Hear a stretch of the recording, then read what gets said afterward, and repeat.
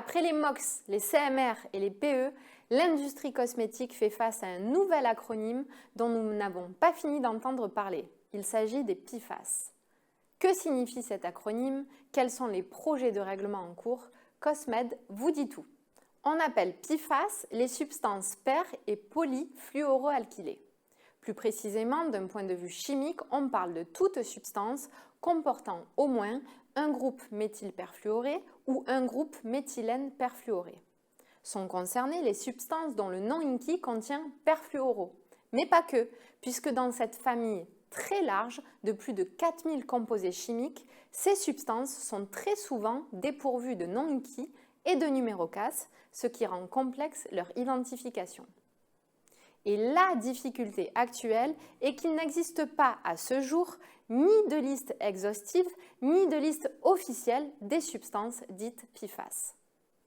Du fait de leurs propriétés anti-adhésives, imperméabilisantes, résistantes aux fortes chaleurs, ces composés sont largement utilisés depuis les années 1950 dans divers domaines industriels et produits de consommation courante et leur emballage.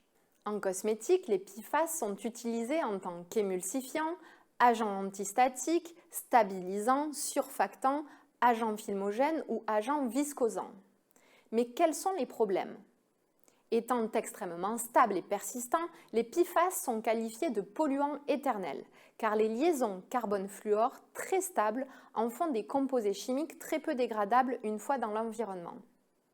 C'est la raison pour laquelle on en retrouve dans l'environnement et la population y est exposée au travers de différentes sources et certaines vitales comme l'alimentation et l'eau de consommation. Certaines de ces substances sont d'ailleurs autoclassées CMR par les fournisseurs d'ingrédients.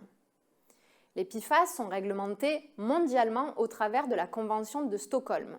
Et pour compléter cette convention, sur d'autres familles de perfluorés, plusieurs actions européennes sont en cours, résultant principalement du Green Deal et de la stratégie chimique. Parmi ces actions, on note un projet de règlement relatif aux PFAS dans les eaux de consommation, un autre concernant les PFAS dans les emballages alimentaires et, plus impactant pour notre secteur, un projet de règlement notifié en juin dernier prévoyant l'interdiction d'utilisation d'un sous-groupe spécifique des PFAS nommé PFHXA. Il s'agit de l'acide perfluorohexanoïque, ses sels et les substances apparentées. On parle ici d'une famille composée de près d'une vingtaine de substances connues pour être très persistantes et mobiles, largement utilisées dans de nombreux secteurs comme le papier et le carton, les textiles et les mousses anti-incendie, et ce pour leurs propriétés hydrofuges, stabilisants et résistants chimiques. En cosmétique, on détecte une forte concentration de ces composés dans les produits de maquillage et les produits de protection solaire en raison d'ingrédients sous forme de poudre type mica ou talc qui sont nombreux et en grande proportion dans ces formules et qui peuvent renfermer des PFHXA du fait notamment de leurs propriétés antistatiques.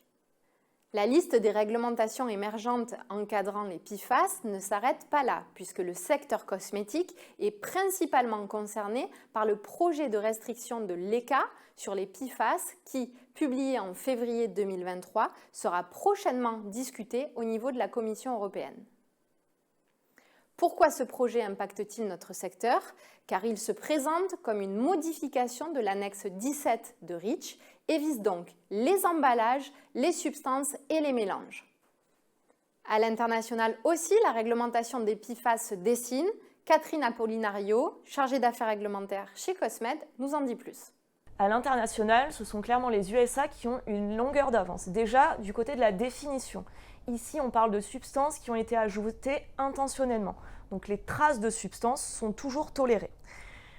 On a effectivement au niveau fédéral le MOCRA qui obligera la FDA d'ici décembre 2025 à publier un rapport de l'utilisation des PFAS en cosmétique. En parallèle, de nombreux États américains ont déjà commencé à légiférer. Ça a commencé avec la Californie qui a interdit une dizaine de PFAS, suivi de près par le Maine et le Maryland. Ensuite, la Californie a étendu son interdiction à tous les PFAS dans les produits cosmétiques et le Colorado a suivi sur la même réglementation. À l'international, pour le reste des pays, on est encore sur des projets ou sur des évaluations des PFAS et ça concerne notamment des pays comme le Canada, le Brésil ou la Nouvelle-Zélande. En conclusion, si l'impact de ces évolutions semble mesurable et ciblé pour les PFAS ajoutés intentionnellement aux formules cosmétiques, les principales difficultés résident dans l'identification de ces substances lorsqu'il s'agit d'un PFAS non identifiable par son nom INCI, dans la gestion des PFAS en tant que traces qui peuvent être issues des process de fabrication et ou des emballages. Dans ces cas-là, les informations sont peu ou pas disponibles et la collecte des données auprès des fournisseurs est difficile. Pour vous accompagner dans l'approche de ces substances et des réglementations émergentes, vous pouvez retrouver la liste des principaux PFAS utilisés en cosmétique sur Cosmetveille. Au vu de l'impact transverse de cette réglementation sur l'ensemble de la chaîne de distribution, de la complexité du sujet et de la réalité du risque, Cosmed a défini une position demandant que des délais réalistes soient donnés pour étudier l'impact associé et l'implémentation des règles à venir. Dès à présent, nous vous encourageons à questionner vos fournisseurs de matières premières et d'emballage, mais également vos sous-traitants en fabrication, de manière à anticiper les potentielles sources et les impacts éventuels sur vos produits. Pour rester informé des évolutions sur les PFAS, suivez nos alertes. Merci et à bientôt pour un prochain Cosmed TV.